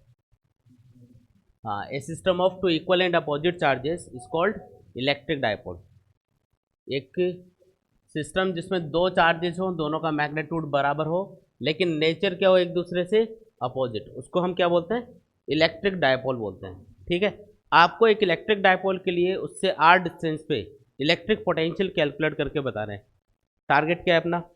एक इलेक्ट्रिक डायपोल है और उससे कितना डिस्टेंस पे बताना है पोटेंशियल? आर डिस्टेंस पे। अच्छा, इसमें जो आर डिस्टेंस होगी, ये डायपोल के बीच में, दोनों चार्जेस के बीच में जो डिस्टेंस होती है ना, उससे काफ़ी ज़्यादा होगी, ऐसा अपन कंसिडर करेंगे। तो ये दोनों चार्ज एक दूसरे से 2a डिस्टेंस से सेपरेटेड होते हैं, मतलब इन दोनों चार्जेस के बीच में जो डिस्टेंस होती है ना वो 2a मानी जाती है। इसमें एक पॉजिटिव चार्ज होगा और एक नेगेटिव चार्ज होगा। जितनी भी डिस्टेंस हम कैलकुलेट करेंगे हमेशा डायपोल के सेंटर से मेजर की जाएगी। ठीक है, जितनी भी डिस्टेंस कैलकुलेट करनी है कहाँ से मेजर करोगे? डायपोल के सेंटर से। ठीक है जी। तो अच्छा, इसके लिए एक और बात इंपॉर्टेंट है कि जो इलेक्ट्रिक डायपोल की स्ट्रेंथ को रिप्रेजेंट करने वाली टर्म होती है उसको हम बोलते हैं इलेक्ट्रिक डायपोल मोमेंट, और उसकी डायरेक्शन होती है नेगेटिव चार्ज से पॉजिटिव चार्ज की तरफ। तो इसको हम एक रेफरेंस डायरेक्शन की तरह लेंगे। इलेक्ट्रिक डायपोल मोमेंट की डायरेक्शन किधर है? नेगेटिव चार्ज से पॉजिटिव चार्ज की तरफ। जैसे भी डायपोल रखा हुआ होगा, इसकी इलेक्ट्रिक डायपोल की मोमेंट की डायरेक्शन हमेशा नेगेटिव चार्ज से पॉजिटिव चार्ज की तरफ ले जाएगी। और इस इलेक्ट्रिक डायपोल मोमेंट का फॉर्मूला होता है Q into 2a। Vector quantity है ये, याद रखना है। 2a के ऊपर वेक्टर सिंबल लगाए तो जो 2a डिस्टेंस है इसकी डायरेक्शन क्या मानी जाती है? नेगेटिव चार्ज से पॉजिटिव चार्ज। तो जो इलेक्ट्रिक डायपोल मोमेंट है उसकी डायरेक्शन क्या हो गई? नेगेटिव चार्ज से पॉजिटिव चार्ज की तरफ हो गई। जितनी भी डिस्टेंस है डायपोल के सेंटर से मेजर करनी है, ये पॉइंट मान लेते हैं। ये जो पॉइंट है ये डायपोल के सेंटर से सपोज करो आर डिस्टेंस के ऊपर है। कितना डिस्टेंस पे है ये? आर डिस्टेंस पे। तो अगर मैं डायपोल के सेंटर ओ से इसकी तरफ एक वेक्टर ड्रॉ कर दूं तो इसको हम बोलेंगे पोजीशन वेक्टर आर। किसी भी पॉइंट की ओरिजिन के रेस्पेक्ट में पोजीशन बताने वाले वेक्टर को क्या बोला जाता है? Position vector. तो ये ओरिजिन मान लिया हमने सपोज, तो इसके रेस्पेक्ट में ये जो पॉइंट है ये कितना दूर है, कौन सी डायरेक्शन में है, तो ये बताने के लिए हम इसकी तरफ एक वेक्टर ड्रॉ कर देंगे और इस वेक्टर का नाम क्या रखा जाता है? Position vector R. तो यहाँ पे हमने क्या देखा कि जो इलेक्ट्रिक डायपोल मोमेंट है और जो पोजीशन वेक्टर आर है उनके बीच में एक एंगल बन रहा है। मान लो ये एंगल है थीटा। ठीक है, तो ये केस हमको दिया हुआ है। क्या क्या चीज़ें पता है हमको? इलेक्ट्रिक डायपोल के लिए इलेक्ट्रिक डायपोल मोमेंट पता है और पॉइंट की डिस्टेंस पता है कि कितना डिस्टेंस पे हमको पोटेंशियल कैलकुलेट करना है। अब तरीका क्या होगा? तो अभी हमने क्या सीखा कि सुपरपोजिशन प्रिंसिपल जो अभी आपको बताया था कि जब बहुत सारे चार्ज आपको दे रखे हो और किसी पॉइंट पे पोटेंशियल कैलकुलेट करना हो तो अलग अलग चार्ज का पोटेंशियल कैलकुलेट करके उसको ऐड कर लेना है। ठीक है, सिंपल एडिशन करना है, इसको क्या बोला जाता है, सुपरपोजिशन प्रिंसिपल। तो यहाँ पे कितने चार्ज आपको दिखाई दे रहे हैं, 2 चार्ज है, तो इन दोनों चार्ज की वजह से इस पॉइंट पे अलग अलग पोटेंशियल कैलकुलेट करो, फिर उसका एडिशन कर लो। और कौन सा एडिशन करना है सिंपल एडिशन करना है। तो सिर्फ आपको पोटेंशियल कैलकुलेट करना है। अच्छा, पोटेंशियल कैलकुलेट करने के लिए हमें डिस्टेंस पता होनी चाहिए। कौन से डिस्टेंस, दोनों चार्जेस की पॉइंट से डिस्टेंस।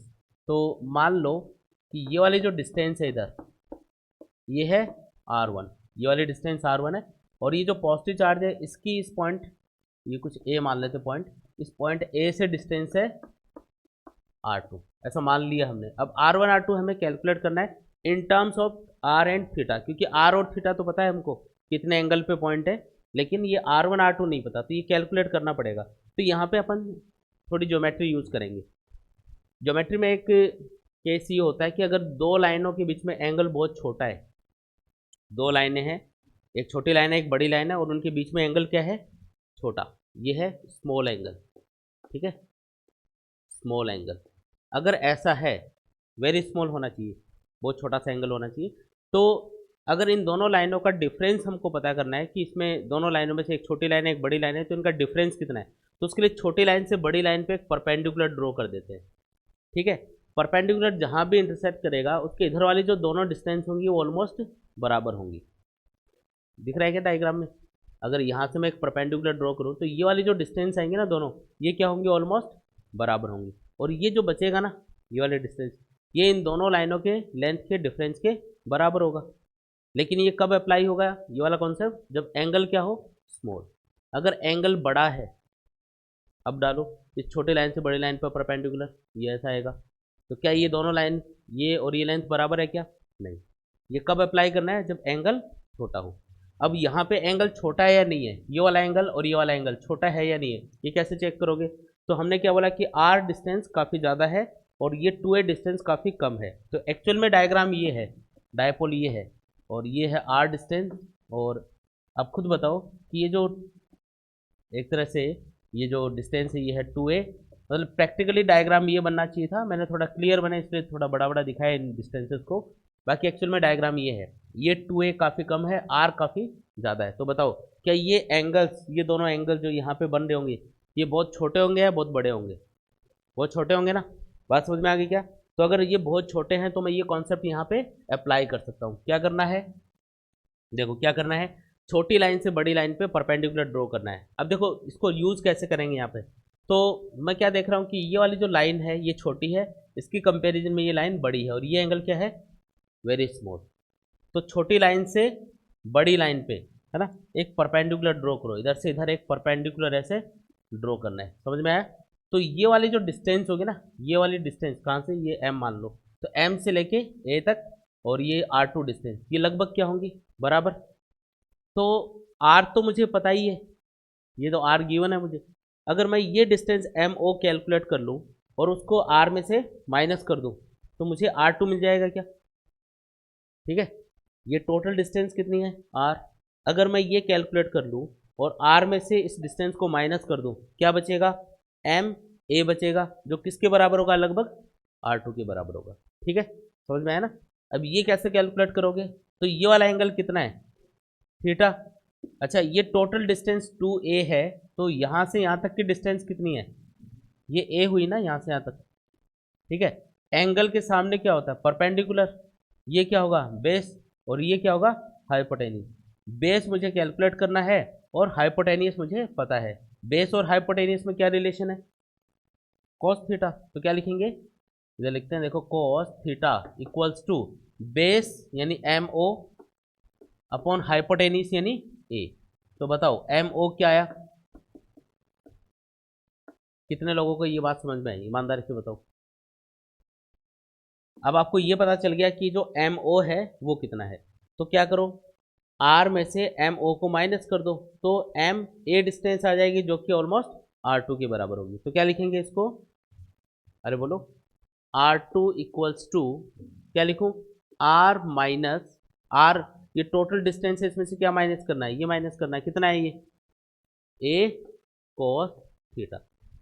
समझ में आया? R2 किसके बराबर है? लगभग R minus A cos theta के बराबर है। अब इसी तरीके से आपको R1 भी कैलकुलेट करना है। तो अब क्या करेंगे?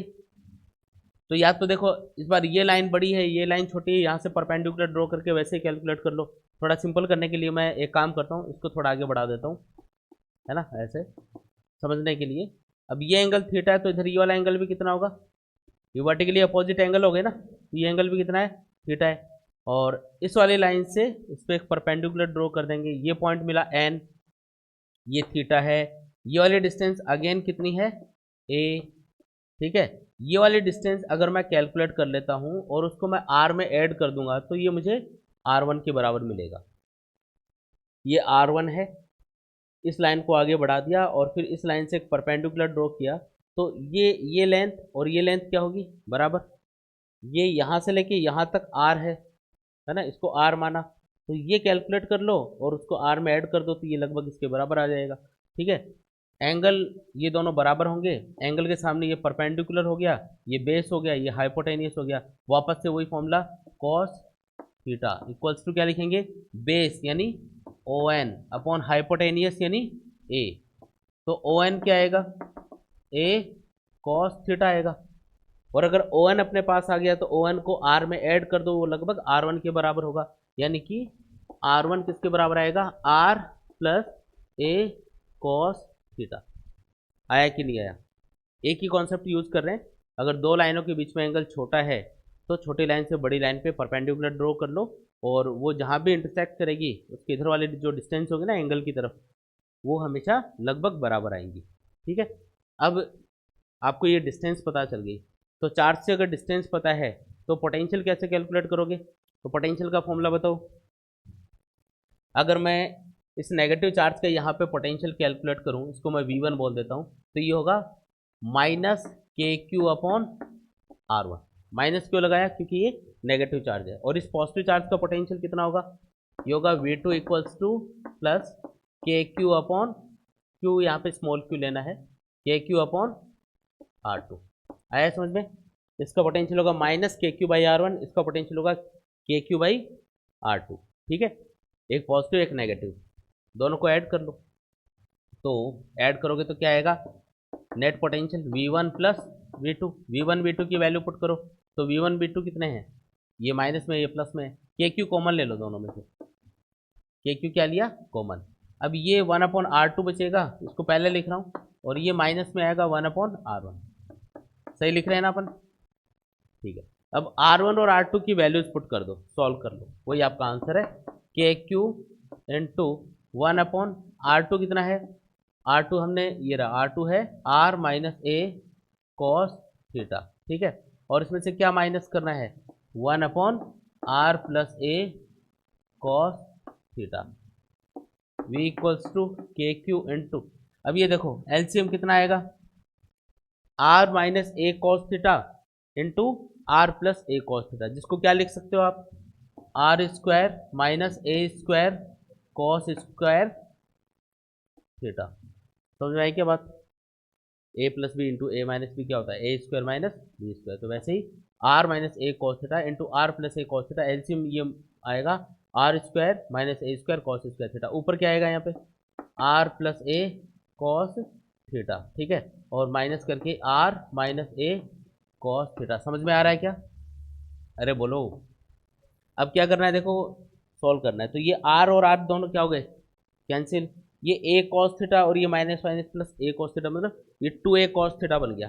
तो इस फॉर्मूले को आप क्या लिख सकते हो? इधर लिख रहा हूँ देखो, v equals to K Q into 2a cos theta divided by R square minus A square cos square theta. अच्छा एक चीज़ बताओ, q इंटू 2a क्या होता है? वो देखो, electric dipole moment p। q into 2a को क्या लिख सकते हो? p। तो v इक्वल्स टू क्या लिखा गया? के P cos theta divided by क्या लिखूं?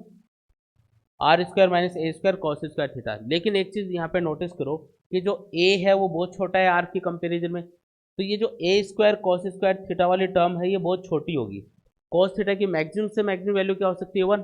तो इसको अगर आप मैक्सिमम भी लोगे ना, 1 ले लिया जैसे इसको, तो R square minus A square बनेगा, लेकिन ए स्क्वायर तो बहुत छोटा है, इसलिए ये वाली टर्म नेग्लिजिबल हो जाती है, तो इसको अपन हटा सकते हैं। तो अपॉन में क्या बचेगा, सिर्फ आर स्क्वायर। यानी कि जो फाइनल आंसर अपने पास आएगा, यानी कि जो पोटेंशियल इस पॉइंट पे मिलेगा वो ऑलमोस्ट कितना होगा, ऑलमोस्ट इसलिए बोला क्योंकि इसको नेग्लेक्ट कर दिया, इसलिए एग्जैक्टली तो इतना आएगा, है ना, लेकिन इसको नेग्लेक्ट कर दोगे इस वाले टर्म को, तो आंसर क्या बना, K P cos theta upon are square. आया समझ में। और इसको वेक्टर फॉर्म में अगर लिखना है फॉर्मूले को, तो आप इस तरीके से भी लिख सकते हो। देखो v इक्वल्स टू के पी, और ये देखो कॉस थीटा कब आता है, डॉट प्रोडक्ट के अंदर, तो इसको हम लिखेंगे k p vector dot r cap एक यूनिट वेक्टर है। अब जब इसको आप ओपन करोगे ना फॉर्मूले को, तो ये क्या बनेगा, k into p into r into cos theta. R का मैग्नीट्यूड क्या होगा, 1, क्योंकि ये यूनिट वेक्टर है, तो ये बन जाएगा p into 1 into cos theta, यानी ये बन गया के P cos theta upon are square. आया कि नहीं आया। तो इस पॉइंट पे जो पोटेंशियल है वो कितना होगा, k P cos theta upon are square, formula याद रखेंगे। अब आप किसी भी एंगल पे किसी भी डायरेक्शन में पोटेंशियल बता सकते हो। जैसे आपको पूछा कि इस डायपोल की एक्सिस के ऊपर कोई पॉइंट है, तो बताओ पोटेंशियल कितना होगा। तो एक्सिस के ऊपर मतलब इन दोनों चार्जेस को ज्वाइन करने वाली लाइन के ऊपर कोई पॉइंट होगा। मान लो पॉइंट पॉजिटिव चार्ज की तरफ है, इधर है, तो उस पॉइंट का जो पोजीशन वेक्टर आप ड्रॉ करोगे और जो इलेक्ट्रिक डायपोल मोमेंट की डायरेक्शन है वो सेम आएगी। अगर आप इसी लाइन के ऊपर, ये वाली जो लाइन है ना डायपोल एक्सिस, इसके ऊपर कोई पॉइंट लोगे, इधर पॉइंट लिया, तो इस पॉइंट की तरफ जब आप सेंटर से पोजीशन वेक्टर आर ड्रॉ करोगे, तो आर की डायरेक्शन और पी की डायरेक्शन सेम होगी, तो थीटा कितना हुआ, 0। थीटा 0 पुट करोगे तो आंसर आएगा cos 0 डिग्री 1, यानी v इक्वल्स टू के पी अपॉन आर स्क्वायर। और अगर इधर वाली साइड में कोई पॉइंट है नेगेटिव चार्ज की तरफ, तो पोजीशन वेक्टर आर इधर होगा और इलेक्ट्रिक डायपोल मोमेंट इधर है। एंगल कितना है इनके बीच का, 180 डिग्री, तो उस केस में cos 180 क्या बनेगा, -1, तो आंसर आएगा minus k p upon are square. अगर पॉइंट इक्वेटोरियल लाइन पे है, इक्वेटोरियल लाइन कौन सी होती है, डायपोल एक्सिस के परपेंडिकुलर सेंटर से पास होने वाली लाइन, तो पोजीशन वेक्टर और इलेक्ट्रिक डायपोल मोमेंट के बीच का एंगल कितना होगा, 90 डिग्री। उस कंडीशन में cos 90 क्या होगा, 0, आंसर क्या आएगा, 0। आया समझ में। तो इक्वेटोरियल लाइन पे कोई पोटेंशियल नहीं होगा, 0 पोटेंशियल होगा, मतलब इलेक्ट्रिक डायपोल के लिए एक्सिस के ऊपर पोटेंशियल होगा plus minus k p upon are square. Plus कब होगा, जब पॉइंट पॉजिटिव चार्ज की तरफ हो, और minus k p upon are square कब होगा, जब पॉइंट नेगेटिव चार्ज की तरफ हो। ठीक है, आया समझ में। कोई डाउट यहाँ तक।